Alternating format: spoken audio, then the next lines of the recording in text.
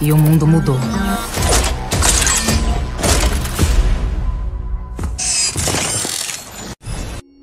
সালটা 2035 সাল, যখন পুরো পৃথিবী অ্যাডভান্স হয়ে যায়। মানুষদের রোবটের মতো শক্তি এসে যায়। একটি কোম্পানি যার নাম বায়োনা, যার মাধ্যমে বায়োনা প্রক্রিয়া হয়। যদি কোনো মানুষের হাত পা না থাকে, তার শরীরের সাথে বায়োনিক প্রক্রিয়ায় হাত পা লাগানো হয়। এটা লাগানোর পরে তাদের শক্তি নর্মাল মানুষের থেকে 30 বা 40% বেশি হয়ে যায়। এটাকে বায়োনিক বলা হয়। কিছু এমনও মানুষ আছে যারা বায়োনিকের বিরুদ্ধে। কাহানির শুরুতে দেখি একটা মানুষ ব্যাংকের মধ্যে যায়, কিন্তু সে ঢোকার সাথে সাথে চেকিং রেড লাইট জ্বলে ওঠে।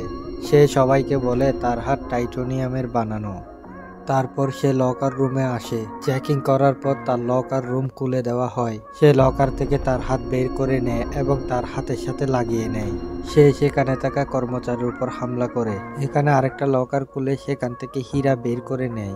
এরপর সেখানে ব্যাংকের সিকিউরিটি চলে আসে, কিন্তু তার মজবুত রোবটিক হাতের সামনে কেউই টিকতে পারে না। সেখানে সিকিউরিটি গার্ডকে মেরে সে ঘায়েল করে দেয়। তারপর সে সেখান থেকে পালিয়ে যাওয়ার চেষ্টা করে।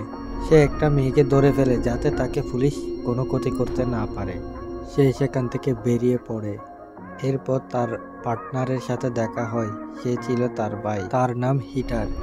সে তার ভাইকে বলে, আমার অবস্থা খুব খারাপ, আগে আমি যেতে পারবো না, এবং তার ভাইকে হীরা দিয়ে সেগুলোর দায়িত্ব দিয়ে দেয়।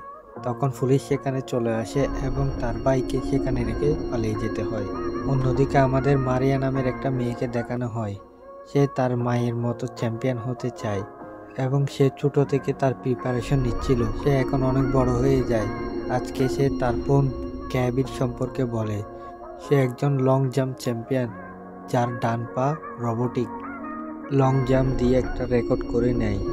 অন্যদিকে পুলিশ চোরের পরিচয় শনাক্ত করার জন্য চেষ্টা করে। তারা জানতে পারে সে একজন বক্সার। তার নাম আটিলা। তার হাত বায়োনিক করার জন্য কেটে ফেলে, যাতে তার হাত রোবটিক মতো কাজ করে। তার হাত লাগাতে রাজি ছিল না।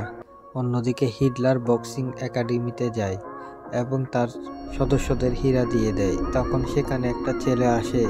সে টেকনোলজির জন্য অনেক এক্সপার্ট। তার নাম গ্যাস এবং সে নিজেকে অ্যাঙ্গেল হার্ট বলে।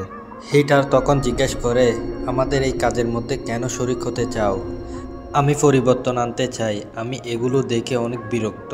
এরপর গাছ হীরা স্ক্যান করে। তখন সে বলে এই হীরার দাম 50 লাখ টাকা, কিন্তু সে যে হ্যাকারের কাছ থেকে সাহায্য চাইছে সে 1 কোটি টাকা দাবি করে। তখন হিটার বলে, আমি আমার নিজের বায়োনিক বানিয়ে নিব, যেভাবে আমি আমার ভাইয়ের জন্য বানিয়ে নিয়েছিলাম। তখন গ্যাস বলে, একজন মানুষ আছে যে আমাদের সাহায্য করতে পারে। তারা দুজন মারিয়ার কাছে চলে যায় একটা স্টেডিয়ামের মাঝে। তখন আমরা জানতে পারি গ্যাস মারিয়ার ভাই। মারিয়া তখন বলতে থাকে, এত বড় স্টেডিয়ামের মাঝে এসে এই কারণে স্টেডিয়ামের অবস্থা খুবই খারাপ হয়ে গেছে, যেভাবে এখনকার অ্যাথলিটদের হয়ে গেছে।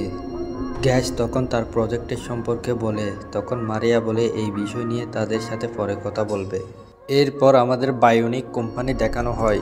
এই কোম্পানির মাস্টারমাইন্ড অ্যাড্রিও, তার সাথে মারিয়ার বাবা রিগার্ডো থাকে। এই বায়োনিকের ডিমান্ড দিন দিন বাড়তে থাকে। অ্যাডারিও আর রিগার্ড একটা মহিলার সাথে কথা বলে। সে গ্যাবির ম্যানেজার। গ্যাবি মারিয়ার বোন। তারা গ্যাবিকে ফাস্ট এবং স্ট্রং বানানোর চেষ্টা করে। এদিকে মারিয়া হিটারের সাথে দেখা করতে আসে, যেখানে হিটার সব অ্যাথলিটদের জুস খাওয়াচ্ছে। সে মারিয়ার সাথে কথা বলে এবং সে তার ভাইয়ের সম্পর্কে বলেন, আমার ভাই আমাদের সময় বক্সিংয়ে সবার চেয়ে এগিয়ে ছিল। বায়োনিক এসে যাওয়ার কারণে নর্মাল মানুষের জন্য অনেক কঠিন হয়ে যায়। তখন মারিয়া বলে, বায়োনিক অ্যাথলিটদের মোকাবেলা করার জন্য আমি নিজেও কতগুলো ইঞ্জেকশন নিছি। তখন হিটার মারিয়াকে বায়োনিক হয়ে যাওয়ার জন্য পরামর্শ দেয়। নেক্সট পার্ট দেখার জন্য চ্যানেল সাবস্ক্রাইব করুন, বেল আইকন প্রেস করুন।